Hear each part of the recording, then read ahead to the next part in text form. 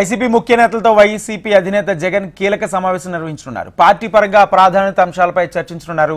ఈ నేపథ్యంలో ప్రజా సమస్యలపై పోరాటాలకు సీఎం జగన్ పిలుపునివ్వనున్నారు.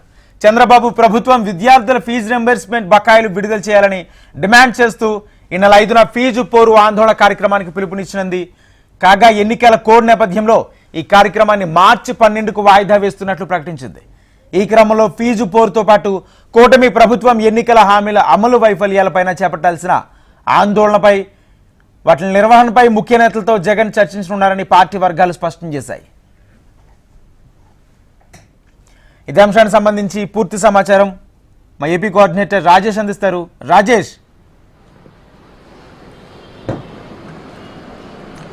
రాజేంద్ర, మాజీ ముఖ్యమంత్రి జగన్మోహన్ రెడ్డి ఈరోజు వైసీపీలో ముఖ్య నేతలతో సమావేశం కానున్నారు. ప్రధానంగా ఈ సమావేశం గడిచిన 18 రోజులుగా లండన్ వెళ్ళి తిరిగి నిన్న ఆంధ్రప్రదేశ్కి రావటం, ఈ ఆంధ్రప్రదేశ్కి వచ్చిన తర్వాత అనేక పరిణామాలు ఏదైతే గడిచిన 15 రోజుల్లో అనేక పరిణామాలు పార్టీలో చోటు చేసుకోవటం, నెంబర్ 2గా పార్టీలో పేరున్న విజయసాయిరెడ్డి పార్టీ నుంచి వీడి వెళ్ళిపోవటం, అయితే ఇదే క్రమంలో మరికొందరు వెళ్తారనే వాదనలు వినిపించడం. ఈ నేపథ్యంలో మాజీ ముఖ్యమంత్రి జగన్మోహన్ రెడ్డి పార్టీలో క్రియాశీలకంగా ప్రధానమైన ముఖ్యమైన నేతలు ఎవరైతే ఉన్నారో వాళ్ళందరితో ఈరోజు సమావేశం ఏర్పాటు చేశారు. ఆ సమావేశంలో అనేక అంశాలు, విజయసాయిరెడ్డి పార్టీ వేయడానికి గల కారణాలు కావచ్చు, లేదంటే ఎవరెవరు మళ్ళీ అదే తోవలో ఉన్నారనే అంశాలు, వీటన్నిటితో చర్చించడంతో పాటు ప్రజా సమస్యల మీద ఖచ్చితంగా పోరు మొదలుపోయింది. అయితే ఫీజు రియంబర్స్మెంట్ మీద కూడా ఈ నెల 5వ తారీఖు నుంచి నిర్వహించాల్సిన పోరుబాటును ఎన్నికల కోడ్ నిబంధనల వల్ల సడలించాల్సి వచ్చింది. 12వ తారీఖు నుంచి ఫీజు రియంబర్స్ మీద పోరాటం చేస్తా వరుసగా ఈ నెల మొదలుకొని ఎట్టి పరిస్థితుల్లో కూడా ప్రభుత్వం ప్రజలకి వ్యతిరేకంగా చేసే కార్యక్రమాల మీద పోరు చేయటమేను, ప్రతి జిల్లాలో కూడా యాక్టివిటీస్ కొనసాగాలి అనే అంశాల మీద కూడా ఈరోజు జగన్మోహన్ రెడ్డి నాయకులకి క్రియాశీలకమైన సందేశం ఉన్నారు. అయితే పూర్తిగా చూసుకుంటే విజయసాయిరెడ్డి పార్టీ వీడిన అంశాలు, అదేవిధంగా పార్టీ భవిష్యత్తు కాలంలో ముందుకెళ్లాలంటే ఏ విధమైన నిర్ణయాలు తీసుకోవాలి, నాయకుల్లో కూడా ఒంటెద్దు పోకడ, గ్రౌండ్ లెవెల్లో పనిచేసిన కార్యకర్తలను గతంలో అధికారంలో ఉన్నప్పుడు పార్టీ పూర్తిగా విడిచిపెట్టింది. అటువంటి వాళ్ళందరినీ కూడా ఖచ్చితంగా కలుపుకొని ముందుకెళ్ళాలి. ఖచ్చితంగా గతంలో ఎన్నికల సమయంలో కొంతమందికి పార్టీలో పనిచేసినప్పటికి కూడా సరైన గుర్తింపు ఇవ్వకపోవటం, అటువంటి వాళ్ళందరినీ గుర్తించి పార్టీలో సముచిత స్థానం కల్పించి పార్టీ తీసుకునే నిర్ణయాలు, పార్టీ చేసే కార్యక్రమాల్లో ఖచ్చితంగా భాగస్వామ్యంగా ఉండాలి. ఎక్కడా కూడా వ్యతిరేక కార్యక్రమాలు, పోటాపోటీ కార్యక్రమాలు మాత్రం ఖచ్చితంగా వైఎస్ఆర్సీపీలో నిర్వహించకూడదు. పూర్తి స్థాయిలో ఏక కార్యక్రమాలు అన్ని జిల్లాల్లో ఏదైతే వైసీపీ నిర్ణయం తీసుకుంటారో ఆ నిర్ణయం తీసుకున్న మేరకు ఖచ్చితంగా కార్యక్రమాలు జరిగే విధంగా చూడాలనే అంశాల మీద పూర్తిగా దిశానిర్దేశం చేయనున్నారు.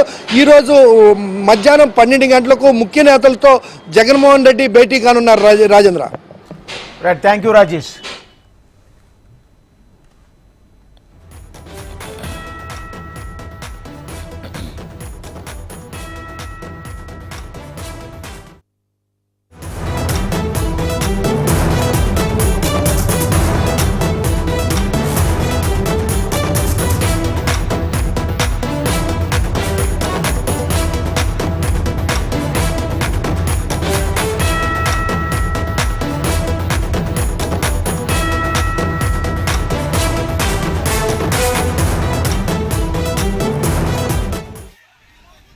హైదరాబాద్ మినిస్టర్స్ క్వార్టర్స్ దగ్గర ఉద్రిక్త చోటు చేసుకుంది. ఉద్యోగ నియామక పత్రాలు ఇవ్వాలని డిమాండ్ చేస్తూ వీఆర్ఏలు మినిస్టర్ క్వార్టర్స్ ముట్టడించారు.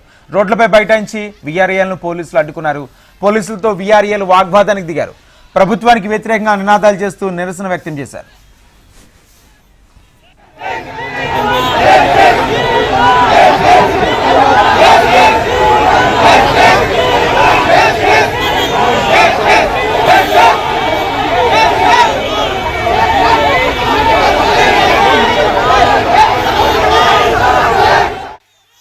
రైట్, ఇదే అంశానికి సంబంధించి పూర్తి సమాచారం మా ప్రతినిధి ప్రవీణ్ అందిస్తారు. ప్రవీణ్, చెప్పండి, మొత్తంగా వీఆర్ఏలు మినిస్టర్ క్వార్టర్స్ దగ్గర ఆందోళన చేస్తున్నట్టు కూడా తెలుస్తుంది. పూర్తి అప్డేట్స్ ఏంటి?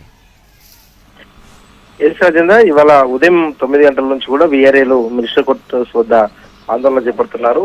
ఏదైతే కూడా కాంగ్రెస్ పార్టీ ఎన్నికల సమయంలో మాత్రం వీఆర్ఏలకు సంబంధించిన విషయాల్లో మాత్రం ఏ విధంగా ఆదుకుంటాము అనే దానిపై కూడా చెప్పిందో వాటన్నిటిని కూడా నిలబెట్టుకోవాలంటూ కూడా వాళ్ళందరూ కూడా మినిస్టర్ క్వార్టర్స్ ని ముట్టడించిన ఆ సిచ్యువేషన్ అయితే కనిపిస్తుంది. ఇప్పటివరకు వీఆర్ఎల్లకు సంబంధించినందుకు మాత్రం దాదాపు 200 మంది కూడా మినిస్టర్ క్వార్టర్స్ ను కూడా ముట్టడించారు. ముట్టడించి దాదాపు కొంతవరకు మాత్రం పోలీసులకు అదేవిధంగా వీఆర్ఎల్ కూడా తోపులాట జరిగిన సిచ్యువేషన్ అయితే కనిపిస్తుంది. రాష్ట్రంలో ఇప్పటివరకు దాదాపు 400 మంది వీఆర్ఎల్ కూడా చనిపోయారు. రాష్ట్ర ప్రభుత్వం గతంలో ఏదైతే ఇచ్చిన హామీలను వాటన్నిటి కూడా నిలబెట్టుకోవాలి. వీఆర్ఎల్ కు సంబంధించినంత వరకు మాత్రం మరోసారి కూడా రాష్ట్ర ప్రభుత్వాన్ని కూడా గుర్తు చేసినా కూడా ప్రభుత్వం పట్టించుకోవట్లేదనే దానిపైన కూడా వాళ్ళందరూ కూడా ఆగ్రహాన్ని వ్యక్తం చేసిన సిచ్యువేషన్ కనిపిస్తుంది. మినిస్టర్ క్వార్టర్స్ ని ముట్టడించిన వీఆర్ఎల్ ను కూడా ఇప్పటివరకు పోలీసులు అరెస్ట్ చేశారు.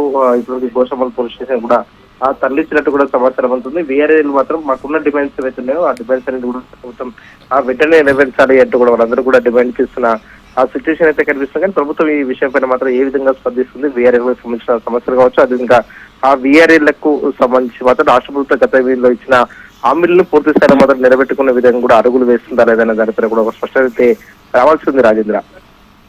Right, thank you Praveen.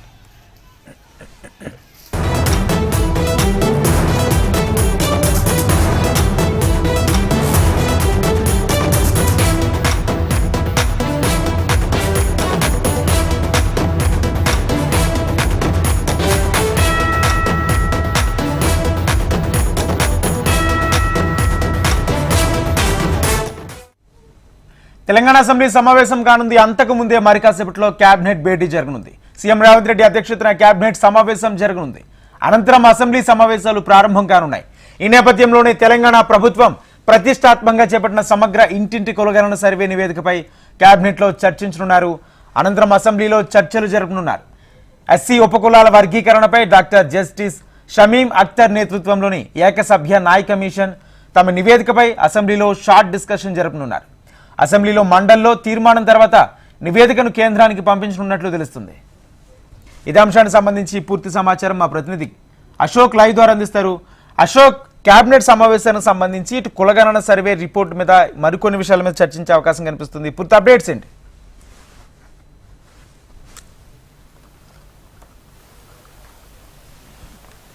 Telangana cabinet సమావేశం ఆయన వచ్చిన తర్వాత ప్రారంభమవుతుంది. ప్రధానంగా ఇవాళ ప్రత్యేకంగా అసెంబ్లీ సమావేశం, దానికి ముందు కేబినెట్ సమావేశం ఉంది. ఈ కేబినెట్ సమావేశంలో సమగ్ర ఇంటింటి కుల సర్వేకి సంబంధించినటువంటి రిపోర్టును కేబినెట్లో చర్చించి ఆమోదిస్తారు.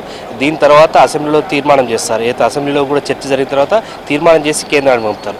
అలాగే ఏదైతే ముస్లిం ఎస్సీ వర్గీకరణకు సంబంధించిన దాంట్లో కూడా ఏకసభ్య కమిషన్ను షమీం అఖ్తర్ బృందం నిర్వహించింది. దీనికి సంబంధించి కూడా సబ్ కమిటీకి రిపోర్ట్ ఇచ్చింది. దానిపైన కూడా క్యాబినెట్లో చర్చించి సుప్రీంకోర్టు గైడ్లైన్స్ ప్రకారం కూడా ఎస్సీ వర్గీకరణకు సంబంధించి అమలు చేసేందుకు కూడా ప్రభుత్వం కృతనిశ్చయంతో ఉంది. సో ఈ రెండు కీలక అంశాలకు సంబంధించి కూడా ప్రస్తుతం తెలంగాణ క్యాబినెట్ చర్చించబోతుంది. అలాగే ఆమోదించిన తర్వాత అసెంబ్లీలో చర్చ జరగబోతుంది. మనం చూస్తున్నాం ఏదైతే సమగ్ర కుటుంబ సర్వేకి సంబంధించి ప్రభుత్వం అత్యంత ప్రతిష్టాత్మక చేపట్టింది. అయితే సుప్రీంకోర్టు గైడ్లైన్స్ ప్రకారం 50% ఇచ్చి స్థానిక సంస్థల రిజర్వేషన్ ఉండొద్దని చెప్పింది. కానీ ప్రస్తుతం సమగ్ర కుటుంబ సర్వేలో మాత్రం రిజర్వేషన్లకు సంబంధించిన అంశం కాకపోయినప్పటికీ కూడా ఏదైతే జనాభా ప్రాతిపదికన చూసినట్టయితే రిజర్వేషన్ ఏదైతే జనాభా ప్రాతిపదికన వచ్చినటువంటి సంఖ్య చూసినాం మనం. సో ఈ నేపథ్యంలో ఇప్పుడు జరిగేటువంటి కేబినెట్ సమావేశంలో అత్యంతమైనటువంటి కీలక నిర్ణయం తీసుకొని ఆమోదిస్తారు. ఆ తర్వాతనే అసెంబ్లీలో చర్చ జరుగుతుంది. సో ఈ చర్చకు సంబంధించి కూడా ప్రభుత్వం నుంచి కూడా ధీటుగా అయితే తెలంగాణ వ్యాప్తంగా జరిగినటువంటి సర్వేకి సంబంధించినటువంటి రిపోర్టుకు సంబంధించి ఏ రకంగా చేశారు, ఏ వర్గాల నుంచి తీసుకున్న మొత్తం రిపోర్టు కూడా స్వయంగా సీఎం రేవంత్ రెడ్డి చెప్పే అవకాశం ఉంది. ఏది ఏమైనప్పుడు కూడా ఈ రిపోర్టును సంబంధించి కేబినెట్ ఆమోదం తెలిపి అసెంబ్లీలో తీర్మానం చేసిన తర్వాత కేంద్రానికి పంపుతారు.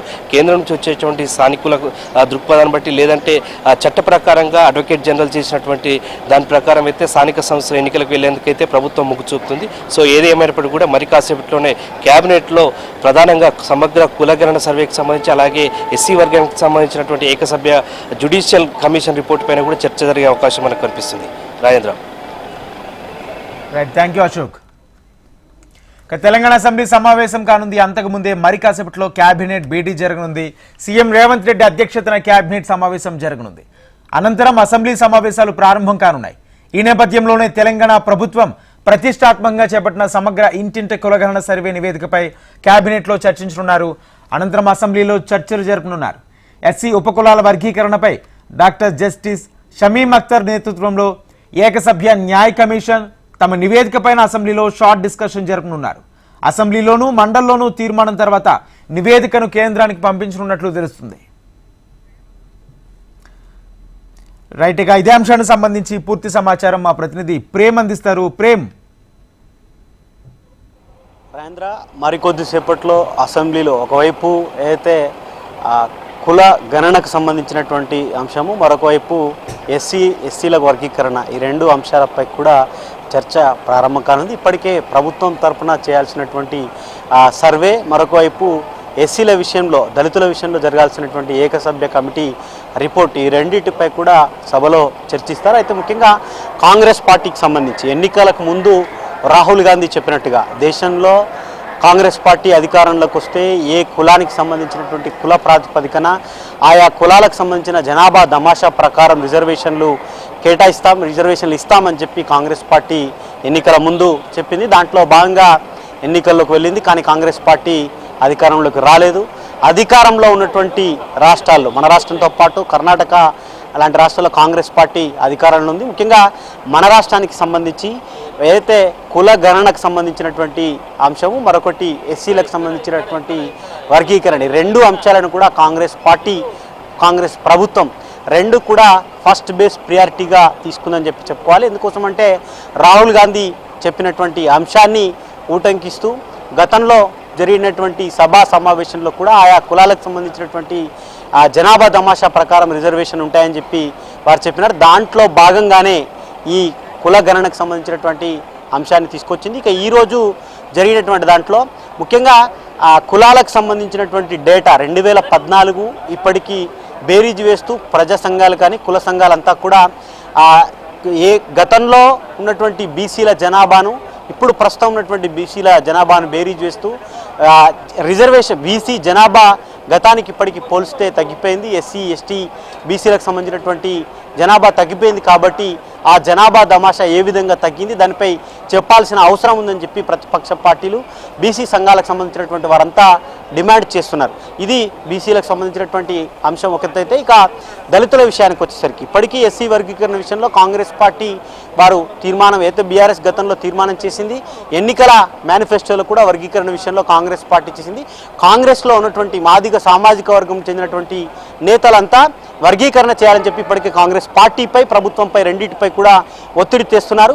దాంట్లో భాగంగానే ఏకసభ్య కమిటీ ఇచ్చినటువంటి రిపోర్ట్పై కూడా ఈ సభలో చర్చిస్తారు. అయితే ముఖ్యంగా దీంట్లో కూడా జనాభాకు వచ్చేసరికి మాదిగలు, మాలలకు సంబంధించినటువంటి జనాభా విషయంలో కూడా కాంగ్రెస్ పార్టీకి సంబంధించినటువంటి దళిత నాయకులు ఒకవైపు మాలల విషయంలో మా జనాభా కొంత తగ్గిందని చెప్పి వారు అనుమానం వ్యక్తం చేస్తున్నారు. మరొక వైపు మాదిగల విషయంలో కూడా అంతే స్థాయిలో ఈ 10 ఏళ్లలో మాదిగల జనాభా కూడా కొంత తగ్గించే ప్రయత్నం, తగ్గినట్టుగా కూడా అనుమానం ఉందని చెప్పి లోపల కాంగ్రెస్ పార్టీకి సంబంధించినటువంటి నేతలు కూడా చెప్పుకుంటున్నటువంటి పరిస్థితి ఉంది.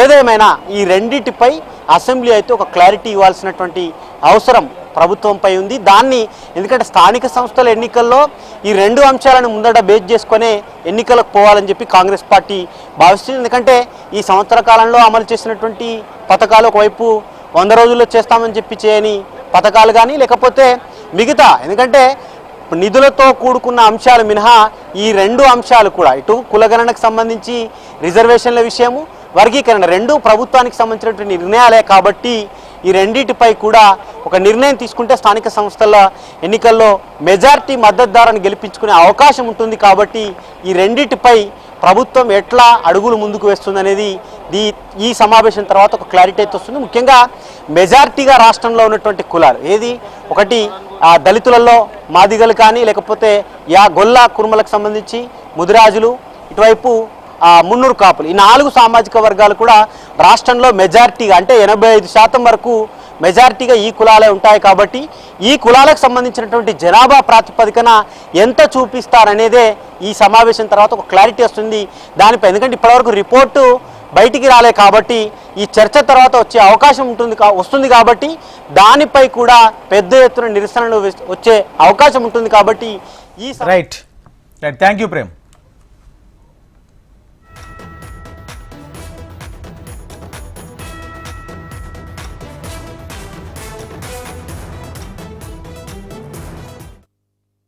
ఏపీ మంత్రి నారా లోకేష్ కాసేపట్లో ఢిల్లీకి వెళ్లనున్నారు. కేంద్ర మంత్రి అశ్విని వైష్ణవ్తో సమావేశమై రైల్వే బడ్జెట్లో ఏపీకి కేటాయింపులపై లోకేష్ కృతజ్ఞతలు తెలుపనున్నారు.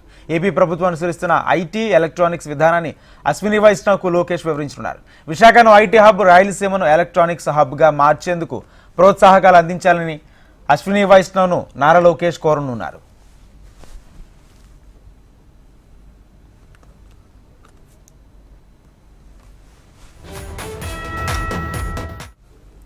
ఏపీ మంత్రి నారా లోకేష్ కాసేపట్లో ఢిల్లీకి వెళ్లనున్నారు. కేంద్ర మంత్రి అశ్విని వైష్ణవ్తో సమావేశమై రైల్వే బడ్జెట్లో ఏపీకి కేటాయింపులపై కృతజ్ఞతలు తెలుపనున్నారు.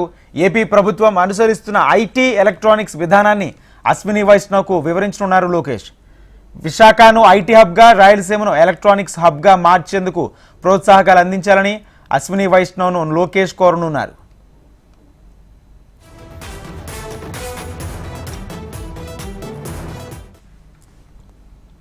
ఇవి bulletin updates. Keep watching HM TV.